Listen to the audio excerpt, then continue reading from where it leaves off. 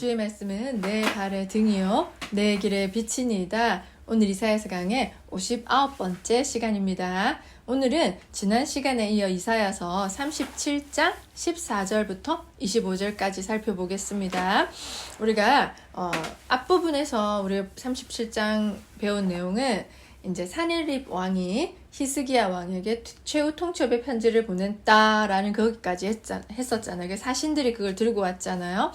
이제 뒷부분은 이제 히스기야가 그 사네립의 최후 통첩의 그 편지를 들고 여호와의 전으로 올라가서 기도를 합니다.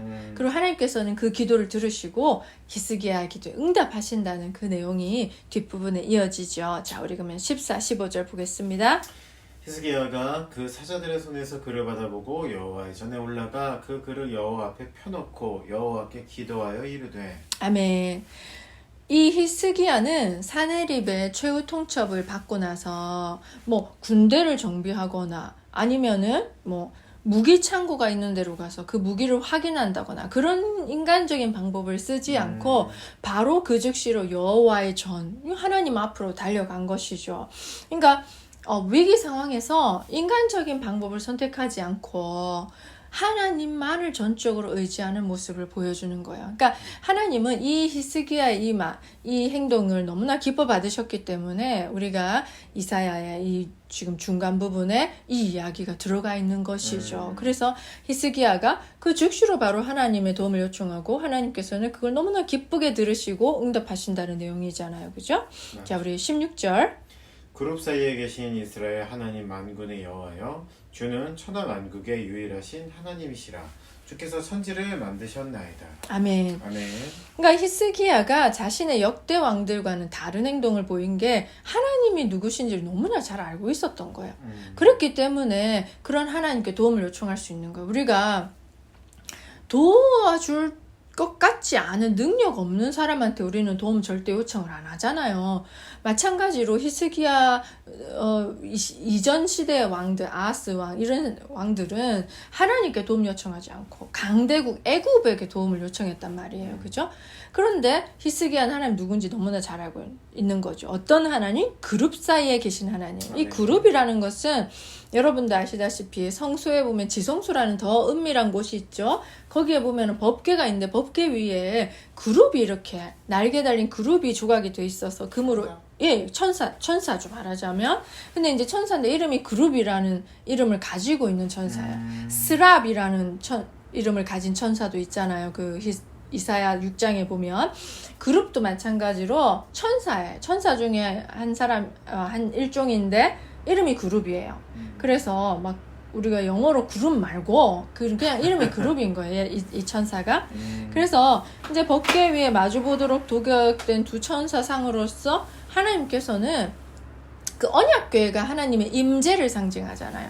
그래서 지성소에 하나님이 임재하시니까 하나님은 이 그룹 사이에 언약궤에 자신의 지상 보좌를 이렇게 마련했다라는 것으로 우리가 상징으로 알고 있고, 그래서 그룹 사이에 계신 하나님은 이스라엘과 언약 관계, 약속 관계를 맺은 하나님이시라서 이제 이스라엘의 하나님 이렇게 히스기야가 하나님을 부르는 것이 지칭하는 것이죠. 그리고 만군의 여호와여라는 것은 뒷부분에 보듯이 주께서 천지를 만드셨나이다. 그러니까 천지를 지으시고 그것을 통치하시니까 만군의 여호와 맞죠, 그죠? 그래 이제 그렇게 하나님은 또 이름하고, 세 번째 주는 천하만국의 유일한 하나님이시라라고 하면서 유일신 사상, 하나님 한 분만이 신이라는 거, 이 인식을 히스기야는 너무나 잘 가지고 있었던 거예요. 그렇기 때문에 히스기야는 정말 위급한 상황에서 하나님께로 달려갈 수 있었던 것이죠. 그러니까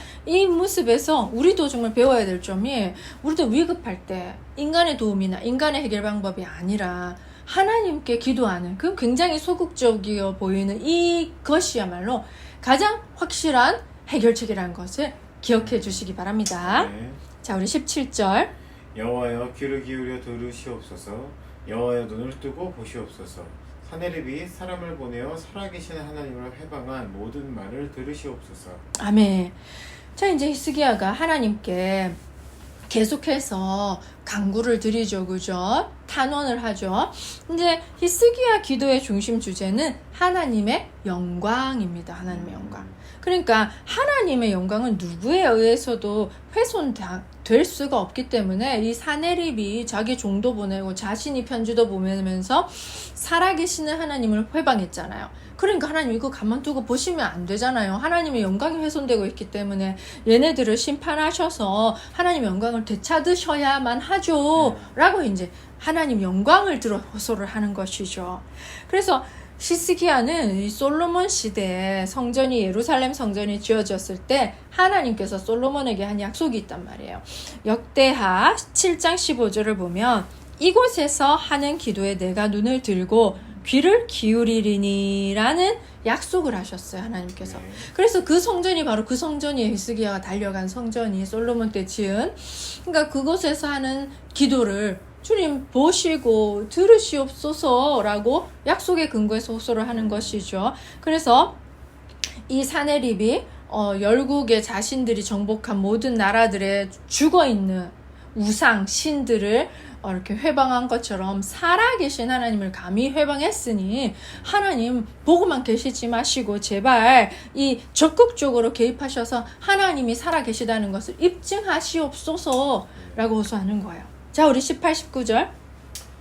여호와여, 아수르의 왕들이 과연 열국과 그들의 땅을 황폐하게 하였고 그들의 신들을 불에 던져 싸우나 그들은 신이 아니라 사람의 손으로 만들 것이뿐이요 나무와 돌이라.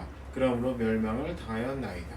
아멘. 아멘. 자, 여호와여, 아수르 역대 왕들 사네립 왕뿐만 아니라 그 전 왕들까지 열국과 그들의 땅을 황폐하게 하였을 뿐만 아니라 그들의 신들을 불에 던졌사오니, 이제 아수르는 이제 정복한 나라들의 그 신 우상들 있잖아요. 근데 금과 은으로 만든 신상이 있을 거 아니에요. 그럼 금과 은은 좋은 거니까 그거는 안 버리고 그대로 들고 와서 자기네들의 신전에 갖다 바쳤던 거예요. 승리의 전리품으로. 그 다음에 이제 나무나 돌같이 값싼 것으로 만든 우상들은 다 불에 집어 던져서 불살랐던 거예요. 지금 그 말을 하고 있는 것이죠. 그들의 신을 불에 던졌사오나 그들은 신이 아니라 사람의 손으로 만든 거. 그렇죠. 히스기야 너무 잘 알고 있죠. 사람의 손으로 만든 우상 그 신상들은 결국에는 사람의 손에 의해서 멸망당할 수밖에 없는 헛된, 우상의 히브리 원어가 헛된 것이라니까 딱 진짜 말 그대로죠. 그죠?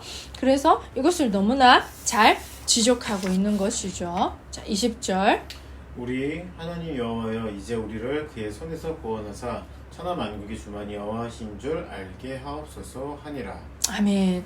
그러니까 히스기야가 호소하는 것은 이 열방의 신들을 무력하게 만든 아수르를 하나님께서 이렇게 딱 심판하시고 그 손에서 예루살렘을 구원해내시면 세상 모든 사람들이 하나님만이 유일한 신이고 아수르를 능가하는 신이라는 거 알지 않겠습니까? 네. 그렇게 계속해서 호소하는데 이것은 진짜 하나님이 어떠한 분이신지 알기 때문에 하는 말이지 우리가 속는 셈 치고 이렇게 말을 하진 않을 거잖아요. 그죠? 히스기야 너무나 잘 알고 있는 것입니다. 자, 우리 21절. 아모스의 아들 이사야가 사람을 보내어 히스기야에게 이르되 이스라엘의 하나님 여호와께서 말씀하시되 내가 아수르의 사네립 왕의 일로 내게 기도하였도다 하시고. 아멘. 이제 하나님께서 히스기야의 기도를 들으셨다는 것을 이사야를 통해서 알려주시는 거예요. 네. 그리고 이제 히스기야의 기도에 대한 하나님의 응답이 세 가지로 분류가 되는데 이제 뒷부분까지 다 아직 뭐 오늘은 중간에 잘리지만 마지막까지 보면 세 가지가 있어요. 일단 하나님을 회방하는 아수르의 교만함을 지적하고요. 사네립 왕의. 그리고 심판을 선포하는 것이죠. 첫 번째가. 그 다음 두 번째는 이제 유다가 3년 만에 다시 재건될 것을 징조로서 선포해주고요. 두 번째. 세 번째, 하나님께서 자신의 영광을 위해서 아수르를 군대를 격퇴시키시고 예루살렘을 구원할 것이라는 것이 이제 세 번째 응답으로 나오는 것이죠. 이것을 이제 하나님께서 응답해 주시는데 어쨌든 네가 기도한 걸 내가 들었다라고 하시는 거예요. 우리가 네가 기도한 걸 내가 들었다라고만 해도 얼마나 마음이 응답이 되고 위로가 되겠습니까? 자, 우리 22절. 여호와께서 그에 대하여 이같이 이르시되 처녀딸 시온이 너를 멸시하며 조소하였고 딸 예루살렘이 너를 향하여 머리를 흔들었느니라. 아멘. 자, 여호와께서 그에 대하여 이같이 이르시되 처녀딸 시온이라는 것은 이제 예루살렘을 말하는 거예요. 그러니까 이 처녀딸 시온을 이렇게 처녀딸 예루살렘 이렇게 말한 것은 처녀딸 시온이라고 하면 우리가 왜 시집 안 간 순결한 처녀딸을 얼마나 애지중지 예쁘게 키웁니까, 그죠? 그래서 부모님의 사랑을 듬뿍 받고 자라고 있는 그 예루살렘이란 뜻이에요. 그 부모님은 누굽니까? 하나님이시잖아요. 하나님이 예루살렘에 그렇게 자신의 처녀딸 예쁜 딸처럼 이렇게 오냐오냐 예쁘게 키우고 있다는 그런 마음이 아버지의 마음이에요. 그리고 또한 이런 아수르에 의해서 예루살렘이 절대로 그렇게 짓밟히거나 더럽혀지지 않을 거라는 그 암시를 또 내비치고 있는 것이겠죠. 그리고 이제 그 처녀딸 시온이 너를 멸시하며, 이 너라는 것은 아수르예요. 구체적으로는 사내립 왕이겠죠. 그러니까 예루살렘이 사내립 너를 멸시하고 조소하여 할 것이다. 지금은 이제 완전 확실하게 하나님이 그렇게 하실 거니까 하였고 과거처럼 써졌겠죠, 그죠? 그러니까 지금 현재로서는 사내립이 예루살렘을 그렇게 멸시하고 조롱하고 있잖아요. 그런데 얼마 안 가서 곧 예루살렘이 사내립을 조롱할 거야. 아수르를 조롱할 거야. 아멘. 실제로 18만 5천이 하룻밤 사이에 그렇게 무너지니까 예루살렘이 아수르를 조롱하고 그 전리품을 탈취했잖아요. 그죠? 그런 일이 진짜로 벌어졌습니다. 그리고 딸 예루살렘이 너를 향하여 머리를 흔들었느니라. 이것도 마찬가지예요. 그 이스라엘 사회에서는 관습적으로 행하는 이렇게 상대방을 향해서 머리를 흔드는 거는 조소와 멸시예요. 그런 멸시의 그 행동이래요. 머리를 흔드는 게. 그러니까 이거는 이제 아수르가 그렇게 당할 것이다 라는 것이죠. 그죠? 자, 23절. 내가 해방하며 능력한 것은 누구에게냐? 내가 소리를 높이며 눈을 높이 들어 향한 것은 누구에게냐? 곧 이스라엘의 거룩하신 이에게니라. 아멘. 아멘. 그러니까 아수르는 사네립 왕과 랍사게는 예루살렘을 그렇게 멸시하고 조롱한 것이지만 하나님은 역시나 그 멸시와 조롱은 당신의 것으로, 하나님 여호와의 것으로 받아들이셨다는 것이죠. 회방, 능력, 소리를 높임 이런 것들은 모욕적인 언사로서 그 상대방의 인격을 완전히 무시하고 인신 공격하는 거잖아요. 그죠? 그리고 이제 얕보고 이렇게 소리를 높여 고함치고 위협하고 겁주고, 그 다음에 눈을 높이 들어 향한 거, 눈을 높이 들은 거, 상대방을 겹주고 위협 주기 위해서 눈을 치켜뜨는 거 있잖아요. 이렇게 불아리는 거. 그게 바로 네가 나 여호와에게 한 것이다, 아수르야. 이렇게 말하는 것이에요. 그죠? 맞아. 자, 24, 25절. 내가 내 종을 통해서 주로 해병하여 이르기를 내가 나의 허다한 병거를 거느리고 산들의 꼭대기에 올라가며 레바논의 깊은 곳에 이르렀으니 높은 백향목과 아름다운 향나무를 베고 또 그 제일 높은 곳에 들어가서 살찐 땅의 숲으로 이룰 것이며 내가 우물을 파서 물을 마셨으니 내 발바닥으로 애굽의 모든 하수를 말리리라 하셨도다. 아멘. 아멘. 자, 네가 아수르가 네 종 랍사기를 통해서 주를 회방하여 이르기를, 이때부터 나오는 내는 이제 아수르예요. 아수르가 나가 나의 허다한 병거를 거는, 이 허다한 병거를 굉장히 자랑했어요. 이것은 강력한 아수르의 군대의 상징이기도 했고요. 이것으로 이제 열국을 무너뜨리기도 했기 때문에 자랑할 만하죠. 산들의 꼭대기에 올라서 이스라엘 산들, 예루살렘도 산에 지어졌잖아요. 요새화된 도시잖아요. 그러니까 그런 도시들, 산들의 꼭대기에 올라서 여러 성읍들을 내가 파괴했고, 아수르가 레바논의 깊은 곳에 이르러서, 레바논은 백향목으로 유명하잖아요. 백향목과 아름다운 향나무를 베어다가 아수르의 그 건축용 자재로 이용했고, 얼마나 쭉쭉 뻗어서 레바논 백향목 얼마나 좋은 자재인데, 그죠? 그리고도 이제 살찐 땅으로 들어갔다는 것은, 살찐 땅이 바로 유다의 비옥한 땅이죠. 그죠? 그러니까 이 말은 무슨 말이냐? 즉 유다의 땅 곳곳을 점령하고 파괴시켰다는 뜻이잖아요. 내가 아수르가 내가 그래서 이렇게 했다 자랑하는 거잖아요. 그죠? 네가 그렇게 얘기했지라고 하나님이 이제 신문하시는 거예요. 그리고 또 이제 내가 우물을 파서, 이것도 역시 내라는 것은 아수르예요. 우물을 파서 물을 마셨으니, 이건 또 뭐냐면 이제 강야를 지나가거나 또는 그 정복한 나라에 미리 그 정복하기 전 그 주민들이 이 정복한 아수르가 마시지 못하도록 우물을 메꿔놨단 말이에요. 이제 못 먹게 하려고. 물 없으면 죽잖아요. 그죠? 그래가지고 우물을 막아놨는데 그 군사가 얼마나 많으면 그 수많은 군사를 다 풀어다가 광야에서도 우물을 파고 메꿔놓은 우물도 다시 그 파헤쳐가지고 우물을 파서 마셨다. 그러니까 뭐냐? 나는 이렇게 군사들이 많아. 나는 수많은 군사들로서 이렇게 우물도 팔 수 있어. 없는 우물도 만들 수 있어. 그리고 물 마실 수 있어. 그리고 또 얼마나 많은 군사를 자랑하냐면 내 발바닥, 아수르 발바닥으로 애굽의 모든 하수를 말리리라. 나일강 있는데 그 하수들을 수많은 군사 풀어가지고 짓밟아가지고 말리겠다는 건 허풍이지만 얼마나 그렇게 자랑하고 싶었겠습니까? 네가 그렇게 자랑했지.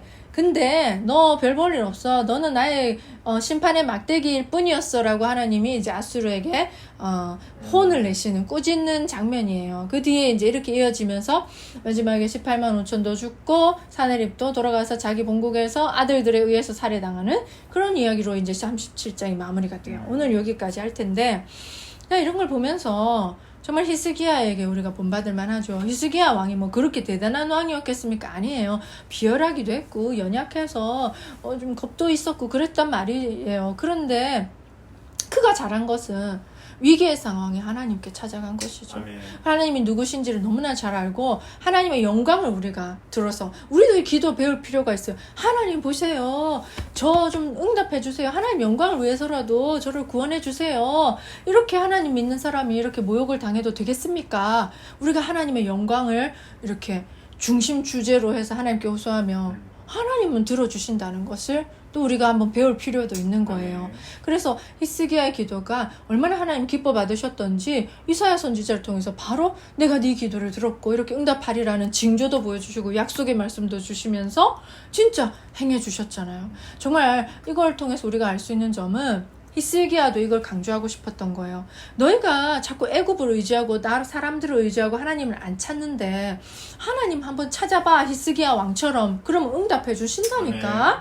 그렇게 얘기를 해주고 있는 것이죠. 그래서 우리도 이제 이 시대뿐만 아니라 지금 우리의 시대에도 정말 위급할 때 우리가 정말 뭔가 해결해야 될 때 도움이 필요할 때 사람 찾지 말고 하나님 찾으면서 정말 하나님께서 깔끔하게 해결해 주시기를 우리가 기대하는 저와 여러분이 되길 소망합니다. 오늘도 이사야 이렇게 강해 잘 우리가 공부했습니다. 너무나 감사드리고요.